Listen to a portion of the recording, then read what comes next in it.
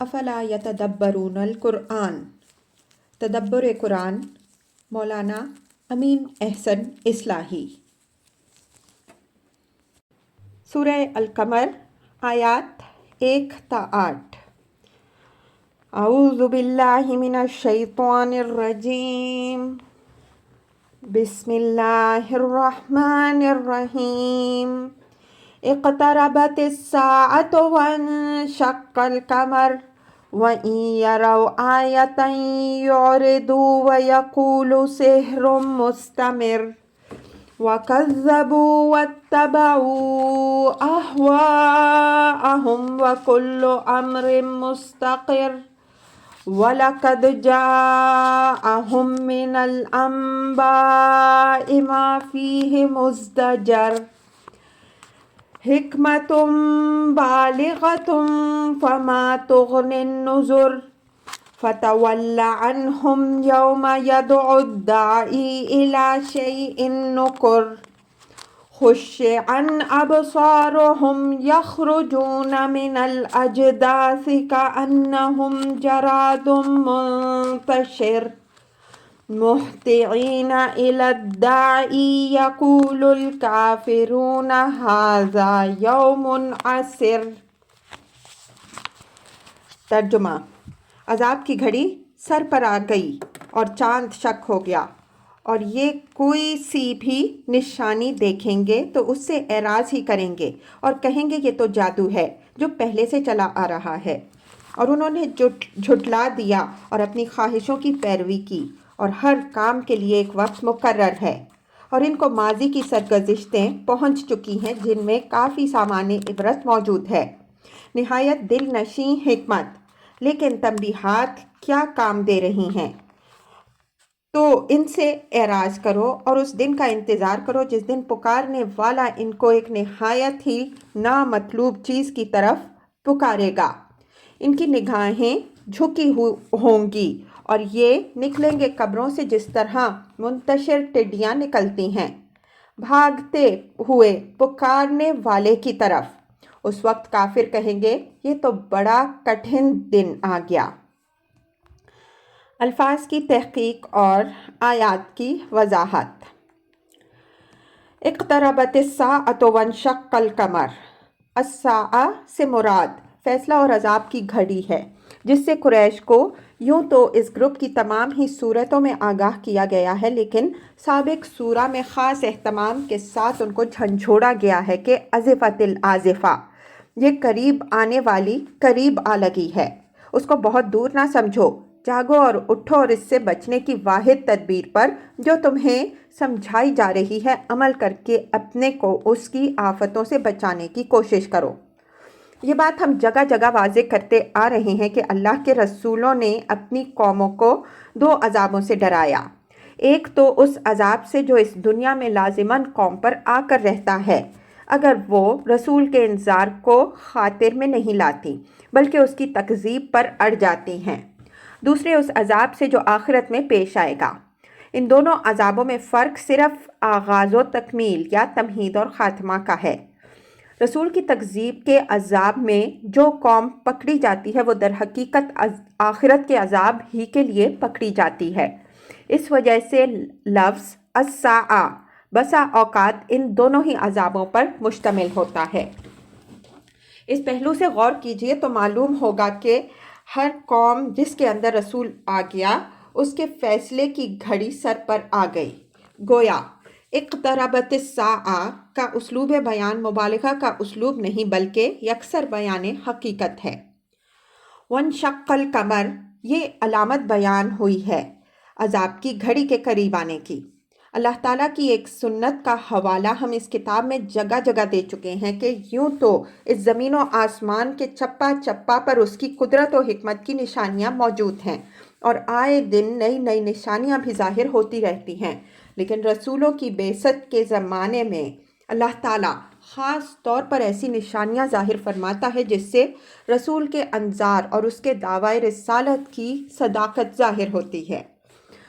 قرآن میں اس سنت الہی کا ذکر جگہ جگہ ہوا ہے۔ ہم ایک آیت بطور مثال پیش کرتے ہیں۔ فرمایا ہے सनुरीहिम आयातिना फिल आफाक वफी अनफुसिहिम। सूरह हामीम अस-सजदा आयत 53। हम अनकरीब इनको दिखाएंगे अपनी निशानियां इस कायनात में भी और ख़ुद इनके अंदर भी। इन निशानियों का मकसूद, जैसा कि हमने इशारा किया, रसूल के अंजार को तक़वियत पहुँचाना होता है।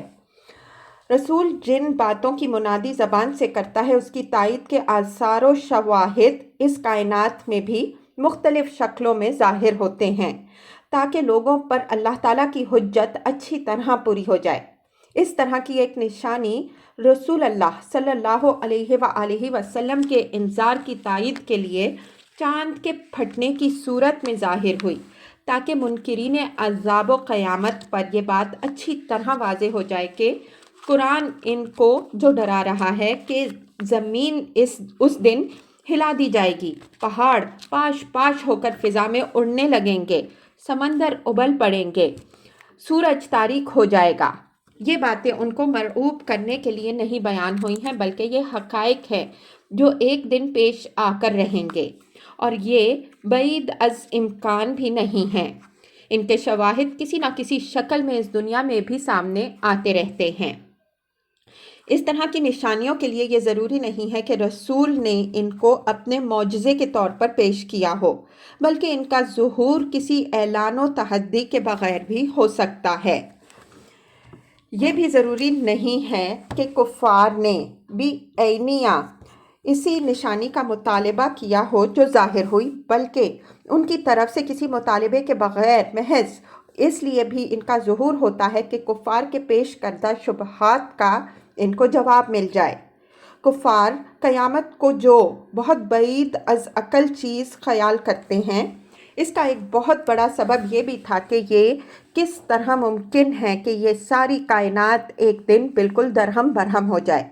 पहाड़ों से मुताल्लिक़ उनका जो सवाल कुरान में नक़ल हुआ है, इससे मालूम होता है कि इन चीज़ों को वो बिल्कुल अटल, गैर मुतज़लज़ल और गैर फ़ानी समझते थे। अल्लाह ताला ने शक्के कमर की निशानी दिखाकर उनको बताया कि इस कायनात की चीज़ों में से कोई चीज़ भी, ख़्वाह वो कितनी ही अजीम हो, ना खुद मुख्तार है, ना गैर फ़ानी, ना गैर मुतज़लज़ल, बल्कि हर चीज़ अल्लाह ताला के हुक्म के ताबे है। वो जब चाहे इन सब को दरहम बरहम करके रख दे। रहा ये सवाल कि इस तरह का कोई वाक़या नबी सल्लल्लाहु अलैहि वसल्लम के अहद में पेश आया भी है, तो इसका जवाब मेरे नज़दीक ये है कि कुरान के अल्फाज से यही बात निकलती है कि ये पेश आया और हदीसों से भी इसकी तायद होती है। सूरत वाक़या के बारे में तो हदीसें ज़रूर मुख्तलिफ हैं, लेकिन नफ्स वाक़या के बारे में कोई इख्तिलाफ मनकूल नहीं है। बाज़ लोगों ने ये कहा है कि ये क़यामत के दिन पेश आने वाले वाक़े की ख़बर है जिसको माजी के सीगे से इसकी क़तियत के इजहार के लिए बयान फरमाया गया है। उनके नज़दीक मतलब ये है कि क़यामत करीब आ गई और चाँद फट जाएगा। ये कौल अगरचे अगलों में भी बाज़ लोगों से नकल हुआ है और उस ज़माने में भी इसको एक ग्रोह के अंदर हुस्न कबूल हासिल है, लेकिन सियाक़े कलाम इससे अबा करता है। इसमें तो शुबा नहीं है कि क़यामत में पेश आने वाले वाक़यात कुरान में माजी के उसलूब में बयान हुए हैं, लेकिन यहाँ ये माना लिए जाएं तो कलाम आगे वाली बात से बेजोड़ हो जाता है। आगे फरमाया गया है कि ये कोई सी निशानी भी देखेंगे तो उससे एराज़ करेंगे और कहेंगे कि इसमें कोई ख़ास नुदरत नहीं, ये तो जादू है जो पहले से चला आ रहा है। गौर कीजिए कि चाँद के फटने का ताल्लुक़ क़यामत से होता तो इसके बाद ये बात कहने का क्या महल था। क़यामत के दिन तो कट्टर से कट्टर मुनकिर भी किसी चीज़ को जादू ना कह सकेगा, बल्कि सब एतराफ़ करेंगे कि रसूलों ने जो ख़बर दी वो हर्फ हर्फ सच्ची निकली। चुनाचे आगे बयान भी हुआ है कि यक़ूलुल काफ़िरूना हाज़ा यौमुन असिर। इस दिन काफिर कहेंगे कि ये तो बड़ा ही कठिन दिन है। ये शुबा सही नहीं है कि इस तरह का कोई वाक़या पेश आया होता तो दूसरी कौमों की तारीख़ में भी इसका ज़िक्र होता। ہماری زمین اور دوسرے کروں میں اس طرح کی شکست و ریخت اور ان کے ٹکڑوں کے درمیان انفصال و اتصال کے کتنے واقعات ہیں جو آئے دن ہوتے رہتے ہیں، لیکن پہلے زمانے میں ان کا مشاہدہ ایک خاص دائرہ ہی کے اندر محدود رہتا تھا۔ ہمارے زمانے میں اس طرح کے تغیرات کی تحقیق کے لیے بین الاقوامی ادارے اور رصد گاہیں بھی وجود میں آ گئی ہیں۔ اس وجہ سے کوئی واقعہ ظہور میں آتا ہے تو اس کی تحقیق کے لیے فوراً ساری دنیا کے تحقیقاتی ادارے بھاگ دوڑ شروع کر دیتے ہیں اور برق کی رفتار سے اس کی اطلاع دنیا کے گوشے گوشے میں پہنچ جاتی ہے۔ پہلے تحقیق و اطلاع کے یہ وسائل موجود نہ تھے، اس وجہ سے اس کی خبر ایک خاص دائرہ ہی تک محدود رہ گئی، لیکن یہ دائرہ نہایت سکہ لوگوں کا ہے۔ اس وجہ سے نفس واقعہ کی تکذیب کی کوئی وجہ نہیں ہے۔ ہو سکتا ہے کہ کل کو سائنسدانوں کے لیے چاند کی تحقیق کی وسیع راہیں کھل جائیں اور علمی تحقیقات سے ثابت ہو جائے کہ چاند کا فلاں حصہ فلاں حصے سے مربوط تھا، لیکن اتنے 100 سال پہلے وہ الگ ہو کر فلاں حصے سے جا ملا۔ اس طرح کے کتنے انکشافات ہیں جو ہمارے کرۂ زمین سے متعلق آج ہمارے سامنے آ رہے ہیں اور لوگ ان کو باور کر رہے ہیں۔ تو آخر چاند سے متعلق قرآن کی اس خبر پر تعجب کی کیا وجہ ہے؟ سائنس نے اگر ابھی اس کی تصدیق نہیں کی ہے تو یہ اس کی نارسائی کی دلیل ہے۔ انتظار اور صبر کیجیے، شاید مستقبل میں وہ بھی اس کے اعتراف پر مجبور ہو جائے۔ وَإِن يَرَوْا آیَةً يُعْرِضُوا وَيَقُولُوا سِحْرٌ مُسْتَمِرٌ۔ یہ حضرت صلی اللہ علیہ وآلہ وسلم کو تسلی اور مکذبین کو ملامت ہے کہ ان لوگوں کی تکذیب کی اصل علت یہ نہیں ہے کہ ان کو کوئی نشانی نہیں دکھائی جا رہی۔ نشانیاں تو قدم قدم پر موجود ہیں اور آئے دن ان کو نئی نئی نشانیاں بھی دکھائی جا رہی ہیں، لیکن یہ ہٹ دھرم لوگ جزا و سزا کو ماننا ہی نہیں چاہتے، اس وجہ سے کسی بڑی سے بڑی نشانی سے بھی سبق نہیں لیتے۔ اگر پیغمبر صلی اللہ علیہ وآلہ وسلم نے ان کو شق قمر سے بھی بڑی کوئی نشانی دکھا دی تو اس کو بھی یہ جادو کا کرشمہ قرار دے کر نظر انداز کر دیں گے۔ سحر کے ساتھ مستمر کی صفت اس حقیقت کو ظاہر کر رہی ہے کہ وہ اس نشانی کو صرف جادو ہی نہیں کہیں گے بلکہ لوگوں کو بے وقوف بنانے کے لیے یہ بھی کہیں گے کہ جادو ہونے کے اعتبار سے بھی اس میں کوئی ایسی ندرت و جدت نہیں ہے کہ اس کو کوئی خاص اہمیت دی جائے، بلکہ یہ اسی قسم کا جادو ہے جس قسم کے جادو پچھلے جادوگروں نے دکھائے اور سکھائے اور جو برابر منتقل ہوتے چلے آ رہے ہیں۔ مطلب یہ ہے کہ اس نشانی کی وجہ سے ان کو خدا کا نظیر ماننا تو درکنار کوئی معمولی جادوگر سمجھنے کی بھی کوئی وجہ نہیں ہے۔ بعض لوگوں نے مستمر کے معنی فانی کے لیے ہیں، لیکن اس معنی میں اس کا استعمال میرے علم میں نہیں ہے۔ وَكَذَّبُوا وَاتَّبَعُوا أَهْوَاءَهُمْ وَكُلُّ أَمْرٍ مُسْتَقِرٌ۔